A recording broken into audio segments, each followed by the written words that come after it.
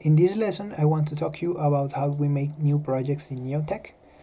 A project in neotex is just a folder, so everything we use is just a folder, and you can use collaborative techniques with it, like linking another project inside your folder and use it like that. So all we need to do is make a directory. In Windows, it's just making a folder. Here I just do make dir and say test project, and I will move to my test project directory. Now let me show you where am I.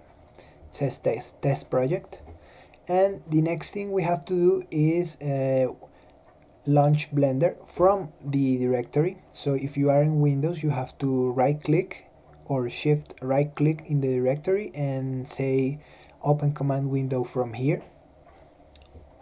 So now let me launch Blender from this directory. I'll just type Blender, and we are here, Blender 2.8. The next thing we have to do is come here to our scene panel, and here in the neotex we write the path to the material library. This path here is very important, mainly because neotex uses a folder to search for all its textures. So if you don't want to copy the whole texture folder, which is around 20 gig, every time you make a project, you will make a symbolic link. And that is just a link from another folder into here without having to copy the whole thing, like a Windows shortcut, but for folders. Now in Windows, this is kind of hard to do in the command line, so you can just type the directory or paste it, the directory address of your texture folder, and it will make a symbolic link automatically when you press evaluate or when you run it for the first time with F5 or whatever hotkey you have set. So I'll just type my folder, and it's here in home, user 00, Blender and textures.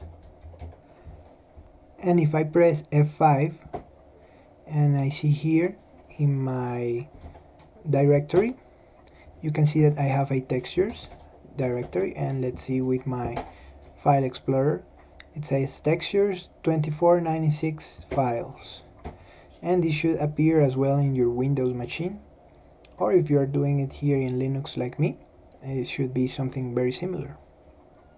Apart from the texture folder, we also have to make a geometry directory if we are going to be importing meshes with the neotex language.